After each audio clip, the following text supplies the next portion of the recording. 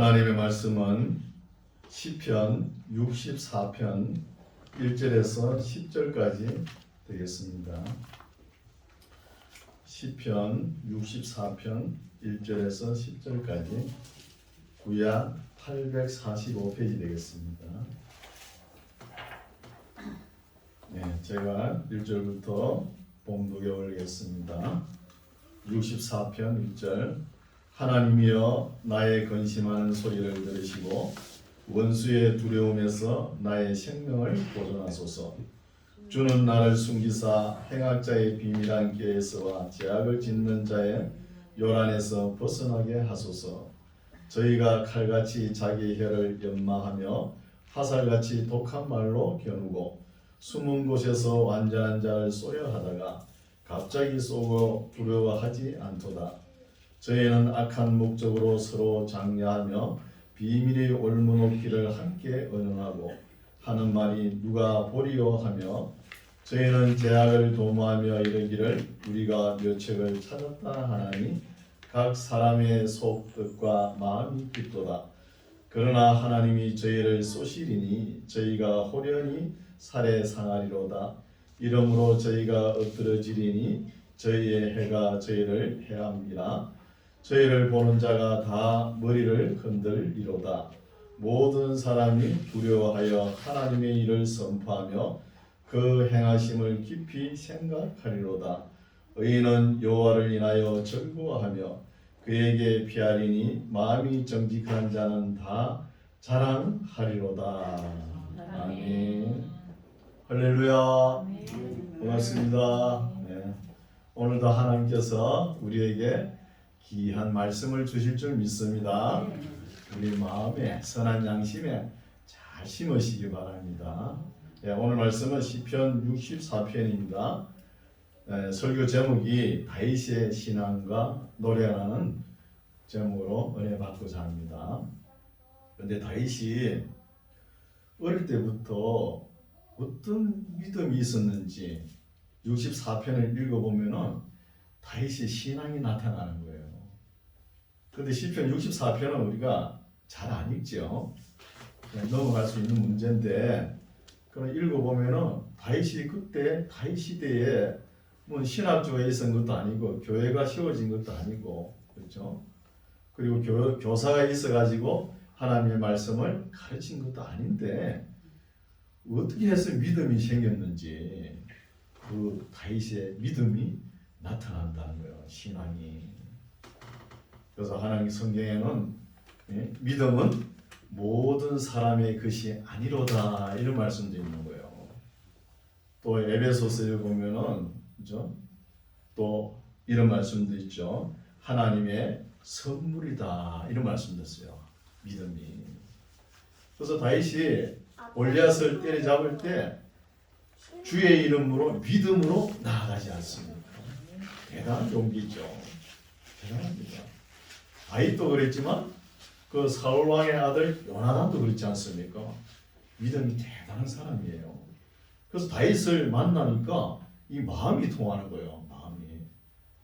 요나단의 아버지 사울은 다윗을 죽이려고 하지만 그 아들 요나단은 그렇지 않았잖아요. 일평생 나이야 뭐 많이 차이 나지만 친구처럼 그렇게 서로 우정이 있는 사이가 되지 않습니까? 이런 것을 볼 수 있죠. 그래서 신앙이 믿음이 어떻게 생겼는지 모르지만 대단한 믿음이라는 것이죠. 어떤 믿음인지 64편을 보고 살펴보겠습니다. 1절. 하나님이여 나의 근심하는 소리를 들으시고 원수의 두려움에서 나의 생명을 보존하소서. 하나님께서 다윗같이 이렇게 정직하고 성실하고 하나님 보시기에 합한 자라 하지만 다윗이 어려움이 있어요, 없어요? 어려움이 있죠. 어려움이 있고 원수도 있고 원수가 있어가지고 내 생명을 해하려고 하는 사람이 있기 때문에 나의 생명을 보존하소서 하면서 기도를 올리는 거예요. 우리가 하나님께서 늘 우리 함께 하시는데 우리가 어려움이 있다고 해가지고 낙심하고 그 자리에 멈춰서면 안 된다는 거예요. 그럼 낙심하면은 하나님을 떠나는 거예요. 하나님은 항상 우리와 함께 하시는데 우리가 떠나가는 거예요. 우리가 성경을 쭉 읽어보면은 항상 하나님은 항상 그 자리에 계시는데 우리 사람이 자기 감정에 휩쓸려 가지고 하나님을 떠났다가 왔다리 갔다리 이렇게 하는 거예요. 그런 것을 볼 수 있죠. 그래서 다윗도 하나님께서 늘 함께 하시지만 원수도 있고 다윗을 괴롭히는 사람들이 있어가지고 생명을 해하려고 하는 사람이 있기 때문에 나의 생명을 보존하소서 하면서 기도를 올리는 것입니다. 2절 주는 나를 숨기사 행악자의 비밀한 꾀에서와 죄악을 짓는 자의 요란에서 벗어나게 하소서. 항상 행악자는 깨를 무기로 삼아가지고 착하고 선한 사람이 바로 살지 못하게 항상 해방을 놓죠. 지속적으로 계획적으로 반복적으로 계속 죄악의 길로 선한 사람을 바르게 살지 못하게 이렇게 하는 거예요. 이렇게 악한 행악자들은 용서받을 수가 없는 거예요. 용서받을 수. 그래서 행악자들이 주로 어떤 생각을 하냐? 3절에도 계속 나오죠. 저희가 칼같이 자기 혀를 연마하여 화살같이 독한 말로 겨눈다는 거예요.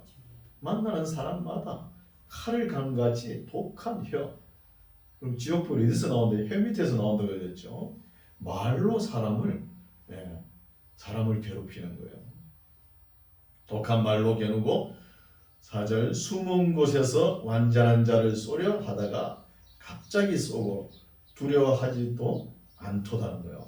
죄를 범하기에 담대해가지고 두려움도 없이 저희는 악한 자들은 악한 목적으로 서로 장려하며 비밀의 올무 놓기를 함께 의논하고 하는 말이 누가 보리요 하는 거예요. 하나님이 안 보시겠습니까? 다 보고 계십니다.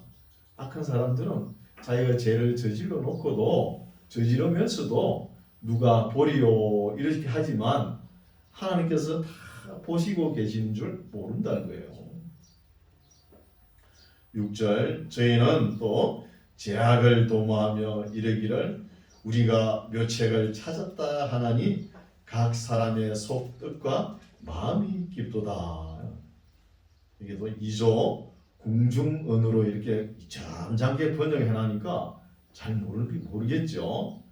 속뜻과 마음이 깊도다 하니까 좋은 말인가 보다 이렇게 생각하죠. 아닙니다.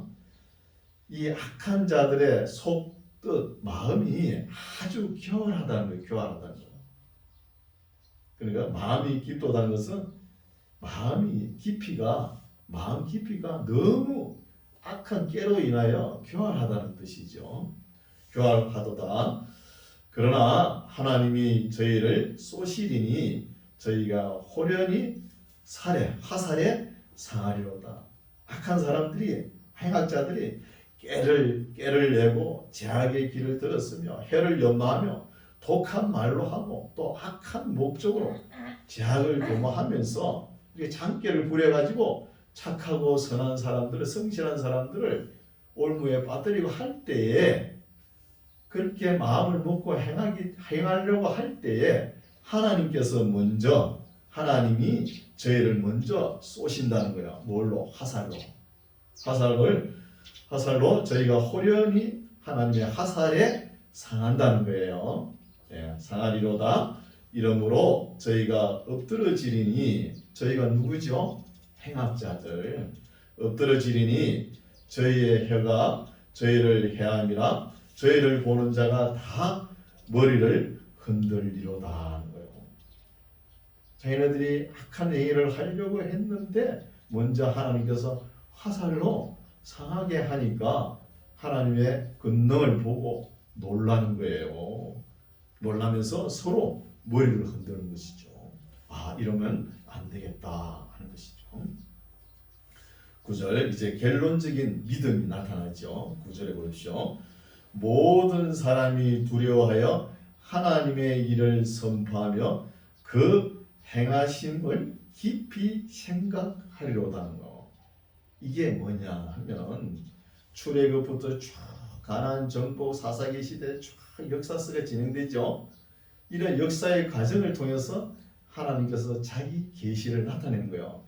이게 바로 역사적인 하나님의 계시입니다. 이것을 보고 사람들이 다 놀란다는 거예요. 믿는 사람이나 믿지 않는 세상 사람이나 이방 나라 모든 족속들이 하나님의 능력을 보고 놀란다는 것입니다. 그래서 그 행하심을 깊이 생각하리로다. 10절 의인은 여호와를 인하여 즐거워하며 그에게 피하리니 마음이 정직한 자는 다 자랑한다는 거예요. 마음이. 우리가 인생을 살아가면서 여러 가지 문제점들이 많이 있죠. 어떤 데는 보면은 참 저 사람이 왜 나한테 이렇게 험한 말을 할까 도저히 이해가 가지 않는 경우도 있어요. 그렇다고 해서 우리 믿는 사람이 끝까지 갈봐가지고 내가 다른 사람들이 인정할 때까지 내가 저 사람을 어떻게 말로 설득해가지고 이기겠다 이런 마음은 버리세요. 최대한 참을 때까지 참으세요. 참는 것이 지혜입니다. 원수는 누가 갚아요? 우리 주님께서 갚아주십니다. 그걸 못 갚아가지고 보글보글 해가지고 그 사람만 볼 때마다 막 이 속에서 치밀어 오르면 그 제약의 길로 들어서는 거예요. 그게 그냥 주님께 맡기세요. 그렇죠? 그래서 신약에 보면 의를 위하여 핍박받는 자는 복이 있다 그러지 않습니까? 복이 있는 거예요.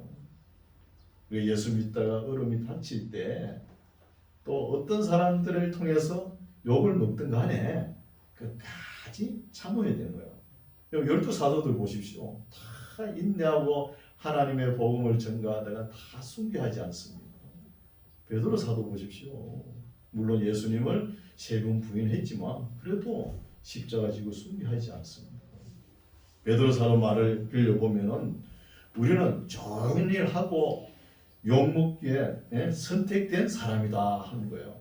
그러면서 공에서 실컷 두드려 맞고 나가면서 기뻐하는 거예요. 이 정도 자세가 돼야 됩니다. 우리 믿음의 자세는 사람들이 뭐 조그마한 감정 섞인 이야기를 했다 가지고 그걸 갖다가 못 갈아가지고 얼굴이 울그락불그락 그래 감정을 대처하면 안 되는 거예요. 그러나 주님께 다 맡기고 성화되고 성숙된 모습을 보이면서 신앙생활 하시기 바랍니다. 이제 65편입니다. 65편은 이제 추수감사절 때 많이 묵상하는 말씀입니다. 하나님이여 찬송이 시온에서 주를 기다리오며 사람이 서원을 주께 이행하리다. 서원은 맹세한 소원입니다. 맹세한 신약 시대에는 서원하지 마세요. 서원하는 거 아니에요. 그럼 서원을 왜 하지 말라 하냐면 맹세한 소원이잖아요. 하나님 제가 이렇게 하겠습니다. 소원을 안 하고 맹세를 해버리잖아요. 그럼 지켜야 되잖아요. 그럼 내가 바라고 원하는 게 있어야 하나님을 경외하고 하나님 말씀에 순종할 겁니까? 그게 아니거든요. 바라고 원하는 것이 없어도 하나님 말씀은 순종해야 되는 거예요. 구약 시대와 신약 시대 신앙은 차원이 다른 거예요. 그만큼 성화되고 성숙된 모습을 보여야 하는 거죠. 그래서 맹세한 소원이 있다 그러면 그것을 또 갚아야 되고 신약 시대는 예수님께서 뭐라 하셨죠? 소원하지 말라 그러셨어요. 왜 소원을 하지 말라 하면 소원하면서 거기에 올무가 걸리는 거예요. 그걸 갚아버리면 되는데 갚지 못하면 교회를 떠납니다. 사람 심리가 그래요. 그러니까 못하게 하는 거예요. 그래서 우리가 맹세를 한 3번 정도 하죠. 우리 일생에 결혼식 할 때 맹세하죠. 한 3번, 4번 일 할 수 있습니다. 결혼식 할 때 맹세하고 또 세례 받을 때 맹세하죠. 또 교회 임직, 직분 받을 때 맹세합니다. 직분 받을 때 한 2번 받을 수 맹세합니다.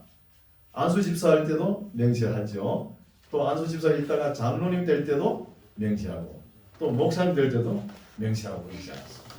그러니까 일생에 한 3번, 4번 하면 됩니다. 다른 건 명시할 거 없어요. 그걸 갖다가 하나님께 복 받으려고 하나님 이렇게 드리겠습니다. 이렇게 해주세요. 해가지고 계속 그런 기도하는 거예요. 그것도 한 번, 두 번이지 계속 하면은 하나님께서도 야, 너 꼭 그 기도밖에 없나? 이렇게 되물을 수 있어요. 그러니까 성화된 모습으로 하나님 앞에 기도도 하고 그래야 되는 거예요. 기도 수준도 높여야 되는 거예요. 수준도. 그래서 65편 하나님이여 찬송이 시온에서 주를 기다려오며 사람이 소원을 주께 이행하리다. 기도를 들으시는 주여 모든 육체가 주께 나아오리다. 제약이 나를 이겨 싸우니 우리의 죄과를 주께서 사하시리다. 이것도 번역이 좀 그렇죠. 다시 번역하면은 제약이 세상의 사악한 말로 지금 나를 다윗을 이겨 싸우나 우리의 죄과를 주께서 사하신다는 거예요. 사악한 말로 지금은 이겼으나 그러나 이 말을 듣고 주께서 우리의 죄과를 사하여 주신다 이 말씀이죠. 4절 주께서 택하시고 가까이 오게 하사 주의 뜰에 거하게 하신 사람은 복이 있나이다. 우리가 주의 집 곧 주의 성전의 아름다움으로 만족하리다. 우리의 구원의 하나님이시여 땅의 모든 끝과 먼 바다에 있는 자에 의지할 주께서 의를 쫓아 의미하신 일로 우리에게 응답하시리다. 의미라는 단어가 나오죠. 의미라는 단어는 히브리어로 야레라는 단어인데 두렵다는 거예요. 두려움, 두려움 이런 뜻이죠. 6절 주는 주의 힘으로 산을 세우시며 권능으로 띠를 띠시며 바다의 흉룡과 물결의 요동과 만민의 헌화까지 진정하시나이다. 만물의 모든 바다의 흉룡과 물결과 헌화를 잠잠케 하신다는 거야. 진정케 하신다는 것이 잠잠케 하시나이다. 땅 끝에 거하는 자가 주의 징조를 두려워하나이다. 주께서 아침 되는 것과 저녁 되는 것을 즐거워하게 하시며. 참 중요한 말이죠.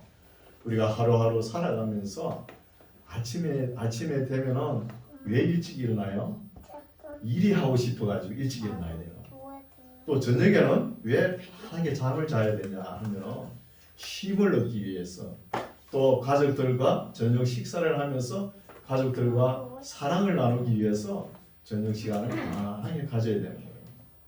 또 어떤 분 또 이래 있죠. 아침에 일어나기 싫어가지고 문쩍이가 돌적이가 돼가지고 문고리 잡고 못 일어나는 사람 있죠. 참 이 사람은 복이 없는 사람이에요. 또 저녁에 되면은 잠이 안 와가지고 불면증이 걸려가지고 참 이건 복이 없는 사람이에요. 그래서 하나님께서 사랑하신 자에게 잠을 주신도다 이런 말씀드리잖아요. 아침에 일찍 일어나고 저녁에 잠자려고 이게 최고 복입니다. 다윗이 아들에게 압살롬에 쫓겨다닐 때하고 사울에게 쫓겨다닐 때 그 1,000명의 사람들을 끌고 다닐 때 얼마나 피곤하겠습니까? 그래도 저녁이 되면은 잠을 자요. 또 아침에 일어나니까 일어나 보니까 하나님께서 나와 함께 하시구나 이걸 깨닫는 거예요. 우리 하루 인생길 피곤하고 고달프고 인생 역경 고난 환난 고통이 있지만 저녁이 되면 잠자고 아침에 일어날 때 누가 지켜주세요? 하나님께서 지켜주신다는 것입니다. 이게 참 우리에게 주시는 복인 줄 믿습니다. 땅 끝에 거하는 자가 주의 징조를 두려워하나이다. 주께서 아침 되는 것과 저녁 되는 것을 즐거워하게 하시며 땅을 견고하사 물을 대어 심히 윤택케 하시며 하나님의 강에 물이 가득하게 하시고 이같이 땅을 예비하신 후에 저희에게 곡식을 주시나이다. 하나님의 강이라 그러면 물의 원천이 되겠죠. 원천. 물의 원천이 있어야 생물도 터지고 그러지 않습니까? 이런 볼 때 물이 원천이 있고 땅이 기름지고 그 위에 곡식이 되는 거예요. 곡식이. 곡식을 줘야 우리가 먹고 사는 거예요. 아무리 지금 과학이 발달되고 IT, BT 문화가 발달된다 해가지고 그거 먹고 살 수 있어요? 땅에서 나는 걸 먹어야 사는 거예요. 땅에서 나는 것을. 그래서 곡식을 주시다이다 하는 것은 하나님의 정성이 많이 담긴 것입니다. 하나님의 정성을 볼 수 있죠. 10절 주께서 밭고랑에 물을 넉넉히 내사 그 이랑을 팽팽하게 하시며 또 단비로 부드럽게 하시고 그 싹에 복을 주시나이다. 그럼 지금 뭐 배추씨, 무씨 있잖아요. 그런 거 뿌리면 어때요? 씨가 너무 작지요. 작으니까 이렇게 흙을 그 씨의 1.5배 정도 살짝 덮으면 되는 거예요. 그러니까 너무 깊이 심어버리면 안 나죠. 살짝 덮어놔잖아요. 살짝 덮어놨는데 자고 일어나니 소나기가 왔네. 소나기 오니까 막 이 씨가 막 물 위에 둥둥 떠가지고 떠내려가지고 어디인지 못 찾겠는 거예요. 다시 씨를 뿌리잖아요. 씨를 뿌려놓으면 또 올라다 보면은 먼저 뿌린 씨가 막 여기저기 흩어져가 나는 거예요. 그래서 씨를 심을 때는 어떤 비가 와야 되죠? 단비, 그렇죠? 또 이슬비, 부슬비, 가랑비 이런 게 와야 되죠. 소나비가 오면 안 되잖아요, 그렇죠? 제가 농사를 안 지어봤지만 여기 와서 몇 해 있어 보니까 그런 것도 알겠더라고요. 11절 주의 은택으로 연사에 관 씌우시니 주의 길에는 기름이 떨어지며 들의 초장에도 떨어지니 작은 산들이 기쁨으로 띠를 띄었나이다.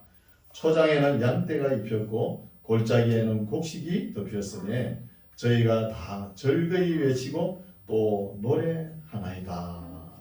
참 그림의 한 장면이죠. 이게 복이에요. 추수감사절 때 많이 묵상되는 말씀이 시편 65편이다. 이렇게 알고 계시면 됩니다. 이제 66편 살펴보겠습니다. 온 땅이여 하나님께 즐거운 소리를 바랄지어다. 그 이름의 영광을 찬양하고 영화롭게 찬송할지어다. 하나님께 구하기를 주의 일이 어찌 그리 의미하신지요. 여기도 의미라는 단어가 나오죠. 야래, 두렵다는 뜻이죠. 의미하신지요. 주의 큰 권능으로 인하여 주의 원수가 주께 복종할 것이며 온 땅이 주께 경배하고 주를 찬양하며 주의 이름을 찬양합니다. 할지어다. 와서 하나님의 행하신 것을 보라. 인생에게 행하심이 의미하시도다 하는 거예요. 두렵게 행하시도다. 6절 하나님이 바다를 변하여 육지되게 하셨으므로 이거는 역사를 해고하는 것이죠. 출애굽을 해고하는 말씀이죠. 홍해 바다를 건너시게 하실 때 하셨으므로 또 무리가 도보로 강을 통과하게 하고 요단강을 건너가죠. 여호수아가 그걸 또 해고하는 것이죠. 통과하고 우리가 거기서 주로 인하여 기뻐하였도다. 저가 그 능으로 영원히 치리하시며 눈으로 열방을 감찰하시나니 거역하는 자는 자고하지 말지라는 거. 오늘날 회화체 자고란 단어를 잘 안 쓰죠. 자고란 단어는 우쭐대지 말라는 거예요. 함부로 하나님께서 하시는데 사람의 입으로 우리가 했다 이런 소리 하지 말라는 거예요. 우쭐대지 말라. 8절 만민들아 우리의 하나님을 송축하며 그 송축 소리를 들리게 할지어다. 그는 우리 영혼을 살려두시고 우리의 실족함을 허락지 아니하시는 주시로다. 하나님이여 주께서 우리를 시험하시되 우리를 단련하시기를 은을 단련한 같이 하셨으며 우리를 끌어 그물에 들게 하시며 어려운 짐을 우리 허리에 두셨으며 사람들로 우리 머리 위에 타고 가게 하셨나이다. 우리가 불과 물을 통행하였더니 주께서 우리를 끌어내사 풍부한 곳에 들이셨나이다. 이 말씀은 뭐냐? 역사를 회고하면서 첫사랑 이스라엘 나라를 하나님께서 선택하셨죠. 선택하시면서 어려움을 겪게 하는 거예요. 여러분 아무리 자식이 이쁘도 너무 평탄한 길로만 인도하면은 나중에는 그 자식이 부모한테 효도를 못합니다. 자식이 귀하면은 어려운 곳에 길러 와야 되는 거예요. 옛날에 귀한 집 자식들 어때요? 머슴들 사는데 집을 던져 놓죠. 그렇게도 키워봤잖아요. 어려움을 겪은 사람이 뭐 물질도 잘 관리한 거예요. 부자로 어릴 때부터 편하게 아무 고통 없이 사는 사람은 큰 일을 못해요. 목사도 마찬가지입니다. 목사님도 이렇게 어릴 때부터 편하게 길을 걸어온 사람이 있어요. 물론 저같이 이렇게 늦게 이렇게 많은 고통을 겪어가지고 신앙에 공부하고 목회 길로 들은 사람들도 있지만 평탄한 길로 온 사람은 교회에 어려운 문제가 있으면 그냥 주저앉아 버려요. 헤쳐나가지를 못하는 거예요. 인생에 어려움, 이 고통, 그죠? 환란이 있는 것도 자산이 될 수가 있는 거예요. 그래서 이스라엘 백성들을 그 큰 나라 애국 이집트 있죠? 거기에 가서 왜 종살이를 시켰겠어요?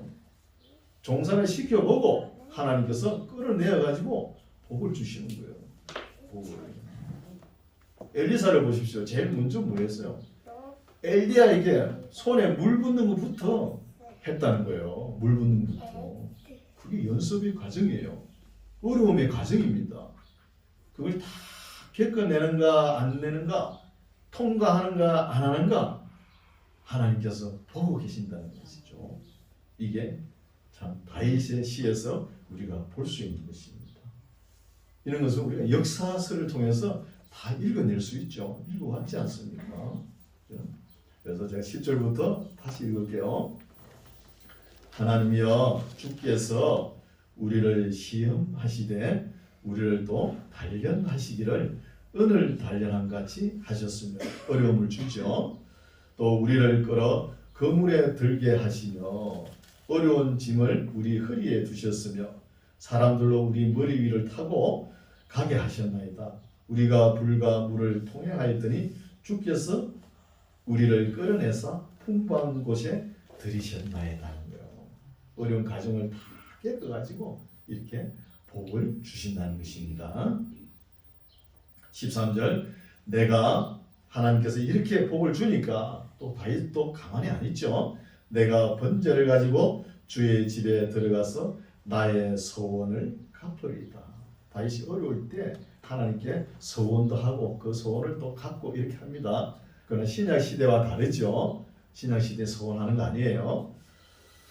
14절 이는 내 입술이 바란 것이요. 다윗이 자기 입술로 먼저 말을 했다는 것이죠. 소원을 바란 것이요. 내 환난 때에 내 입이 말한 것입니다. 그러니 갚아야 되겠죠. 15절 내가 수양의 한기와 함께 살찐 것으로 주께 번제를 드리며 수소와 염소를 드리리다 것입니다. 16절 하나님을 두려워하는 너희들아 다 와서 들으라. 하나님이 내 영혼을 위하여 행하신 일을 내가 선포한다는 것. 다윗이 자기 영혼을 위해서 하나님께서 이끌어 주시고 복 주신 것을 내가 선포한다는 것. 다윗이 선포한다는 대단한 믿음이죠. 이게 뭐예요? 체험적인 신앙인 거예요. 체험적인. 그럼 너무 체험에 빠져가지고 거기에 맹정적으로 따라가는 것도 문제가 되지만 일평생 예수를 믿으면서 아무 체험도 없다는 것, 이것도 문제가 되는 거예요. 아무 체험도 없다. 저 같은 경우를 한번 볼까요? 저는 기도를 해요. 하면은 하나님께서 어떤 목사님한테는 음성도 들려주고 하나님 말씀도 주고 이러신다 하더라고요. 저한테는 아무것도 안 줘요. 그 기도를 하고 나서 하나님 도대체 뭡니까? 그렇게 막 기도를 합니다, 제가. 그러면서 그냥 넘어가요. 넘어가고 몇 개월, 1년 이렇게 지나가고 뒤로 한번 돌아보는 거예요, 제가. 걸어온 길을. 돌아보니까 그건 다 이루어진 거예요. 이렇게도 역사하시는구나. 여러분 기도하실 때 하나님께서 아무 응답도 없고 아무 소리도 없고 하나님께서 말씀도 안 주고 몸이 찌릿찌릿하지 않다고 실망하지 마세요. 그거 아무 실망할 거 아닙니다. 그래서 지나보면은 다 내가 원하는 대로 다 돼 있는 거예요. 네. 이게 믿음입니다. 네. 예. 그래서 우리가 한란은 인내를 낳죠. 인내를 낳고 인내는 연단을 낳고 연단은 소망을 낳는 거예요. 이런 엄청난 어려움과 고통을 겪고 난 뒤에 다윗의 시가 진주알같이 이렇게 주옥같이 아름다운 시가 나온다는 거예요. 편안하고 잘 묵고 잘 살았더라. 그러면 아무 스토리가 없잖아요. 인생이. 그래 밋밋해가지고 남한테 뭐 간정거리도 없고 아무것도 없잖아요. 저도 간정하면 많아요. 안 해서 그렇지. 간정을 왜 안 하느냐 하면은 내 자랑이 될까봐 안 하는 거예요. 그 잘못하면 그렇습니다. 잘 해가지고 성도들 가슴에도 하나님을 나타내면은 얼마든지 간정을 해요.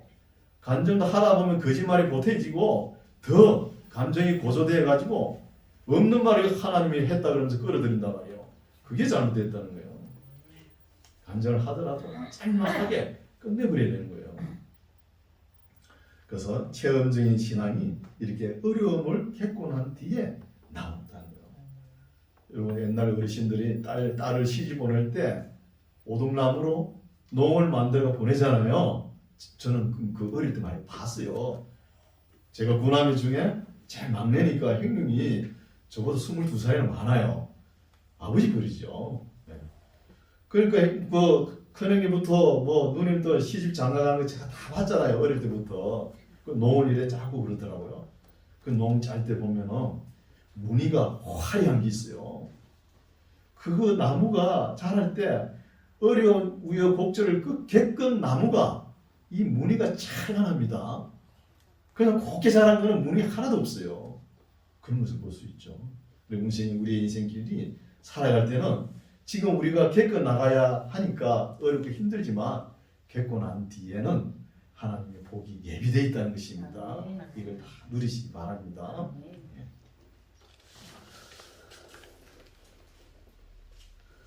18, 19절, 18절, 17절 내가 입으로 그에게 부르짖으며 내 혀로 높이 찬송하였도다. 내가 내 마음의 제약을 품으면 주께서 듣지 아니하리로다. 그러나 하나님이 실로 들으셨으며 내 기도 소리에 주의하셨다는 거예요. 다윗이 한 20살에 사울 왕에게 쫓겨다녀요. 한 15년 쫓겨다니죠. 15년 쫓겨다니고 또 죽을 고비도 한 30회 정도 넘겨요. 그러니까 고비를 넘길 때마다는 하나님께서 아무 음성도 안 들려주고 내가 너와 함께 하노라 뭐 이렇게 격려도 해주지도 않고 그냥 넘어가요. 넘어가는데 나중에 다윗이 뒤로 돌아보니까 하나님께서 다 역사하셨다는 거예요. 그 말씀을 하는 거예요. 그 말씀이 뭐냐? 하나님이 실로 들으셨으며 내 기도 소리에 주의하셨다는 거예요. 그럼 다 인도하셨다는 말씀이잖아요. 20절 하나님을 찬송하리로다. 저가 내 기도를 물리치지 아니하시고 그 인자하심을 내게서 거두지도 아니하셨도다 하는 거예요. 67편 짧으니까 한 편 더 보겠습니다. 하나님은 우리를 긍휼히 여기사 복을 주시고 그 얼굴 빛으로 우리에게 비치사 주의 도를 땅 위에 주의 구원을 만방 중에 알리소서. 뭐가 나왔어요? 복이 나오죠. 긍휼히 하나님 복이 나오고 또 주의 도 이게 뭐예요? 길이라는 거예요. 길. 또 구원에 나오죠. 구원. 주의 구원. 이거는 생명이죠. 네. 그러니까 복이 우리가 복을 누리려면 살아 있어야 되죠. 또 우리가 살아 있는데 복을 누리지 못하면 또 그렇죠. 그러니까 복과 생명은 같이 가야 되는 거예요. 그래서 또 영생의 길로 가는 도가 뭐예요? 네. 이게 주의 도가 나오잖아요. 영생으로 가는 길 도가 뭐냐? 그냥 복이 나오고 구원이 나오고 구원으로 이르는 도 길이 나오지 않습니까? 그게 중요하죠. 그래서 67편을 보면은 누가 썼는지 모르죠. 시가 뭐 다윗이 썼다 그러면 다윗의 시라고 위에 제목이 나오지만 이건 누가 쓴지 몰라요. 그냥 시 해놓고 곧 노래 영장으로 현악에 맞춘 거 이래 나오지 않습니까? 그래서 하나님은 우리를 긍휼히 여기사 복을 주시고 그 얼굴 빛으로 우리에게 비치사 주의 도를 땅 위에 세우고 주의 구원을 만방중에 알리는 거예요. 구원이 있고 복이 있고 영생에 이르는 도가 있으면 다 된 거 아닙니까? 예. 3절 하나님이여 민족들로 주를 찬송케 하시며 모든 민족으로 주를 찬송케 하소서. 열방은 기쁘고 즐겁게 노래할지니 주는 민족들을 공평히 판단하시며 땅 위의 열방을 치리하실 것입니다. 하나님이여 민족들로 주를 찬송케 하시며 모든 민족으로 주를 찬송케 하소서. 대단하죠, 믿음이. 이 시간 시인이 누군지 모르지만 대단합니다. 모든 민족이 주를 찬송하라는 거예요. 찬송. 그럼 왜 찬송해야 되냐? 6절에 나오죠. 단기 복이 아닙니다. 땅이 그 소산을 내어도다. 이게 복이에요. 땅이 하늘에서 금덩어리가 은덩어리가 떨어지는 게 아니고, 네? 땅이 그 소산을 내어도다. 하나님 곧 우리 하나님이 우리에게 복을 주시리로다. 복을 주신 것이로다. 이렇게 또 번역이 되겠죠. 그래서 복받은 사람들의 또 응답의 삶은 또 어떻게 살아야 되냐? 7절이에요. 응답의 삶은 하나님이 우리에게 복을 주시리니 땅의 모든 끝이 하나님을 경외하라는 거예요. 하나님을. 이게 응답된 삶입니다. 1절에서 복과 길과 구원, 생명이 나왔잖아요. 생명을 가는 길이 나와 있고 또 복이 뭐냐? 복은 땅에서 나는 소산이 복이라는 거예요. 그래서 이 복을 누리고 우리가 하나님의 은혜에 응답된 삶을 어떻게 사느냐? 하나님을 경외하는 거예요. 아주 짧은 시인데 많은 뜻이 포함되어 있죠. 그래서 우리 시편 150편의 맨 끝에 보면은 호흡이 있는 자마다 여호와를 찬양할지어다 아멘 하고 끝을 맺이죠. 모든 사람들이 호흡 있는 자마다 하나님을 찬송하는 것이 마땅하다는 거예요. 네, 오늘 말씀은 여기까지인데 다윗의 신앙을 보면은 어렵고 고통 환난이 다가오더라도 이 기본적인 믿음 신조는 지킨 사람이에요. 그러니까 하나님께서 복을 주시는 거예요. 물론 하나님 앞에 잘못된 점도 있지만 그걸 넘어가지 않습니까? 넘어가서 솔로몬 때 이 나라를 치리할 수 있는 복을 주는 거예요. 그래서 우리 시편의 말씀은 뭐 교리적 또 교훈, 계시적 교훈은 없습니다. 없지만 그래도 우리가 살아가는데 생명의 길이 뭐냐, 도가 뭐냐 여기에 대한 말씀들이 쭉 나온 거예요. 그래서 이 말씀을 우리가 하나님의 은혜라는 거예요. 하나님의 은혜의 말씀은 우리 가슴 속에 심어가지고 생명의 길 또 영생의 길을 어떻게 걸어가야 되는 것인지 우리의 인생 길도 어려움이 있을 때마다 이런 시편의 말씀을 다윗이 기록한 시편의 말씀을 우리가 읽고 다윗이 한 70여 편을 시편을 기록했는데 다 보면은 이 내용을 읽어보면 어떠냐 하면은 하나님 앞에 먼저 기도를 하는 거예요. 기도도 중언부언 하는 거 아니죠. 딱 야무지게 딱 부러지게 딱 적어가지고 하나님께 기도하고 또 바로 응답이 안 돼도 또 계속 하는 거예요. 하고 나중에 자기가 시간이 지나온 뒤로 돌아보니까 다 이루어졌거든요. 그러면 또 감사시를 올리는 거예요. 감사시. 기도하고 감사시를 올리는 이런 패턴이 우리의 삶 속에도 계속 되기를 바랍니다. 이런 믿음으로 하나님의 감사하는 우리의 믿음 생활하는 저와 여러분 되시기 바랍니다. 기도하겠습니다. 자비로우신 우리 아버지 하나님 감사합니다. 오늘은 하나님의 사람 다윗이 하나님 앞에 기도하고 때로는 서원했다가 그 기도한 것이 이루어졌을 때 하나님께 어떻게 감사하며 어떻게 찬양하며 어떻게 그 소원을 갚았는지를 살펴보았습니다. 생명을 얻고 복을 얻을 뿐 아니라 영원 불변의 진리의 길을 걸어갈 수 있도록 우리에게 이 말씀을 열어서 보여주시니 감사합니다. 우리도 세상 끝날까지 우리의 호흡이 다하는 날까지 늘 찬양하며 감사하며 기뻐하며 주를 전가하며 살아가는 우리의 삶이 되게 하옵소서. 예수님 이름으로 기도드립니다. 아멘.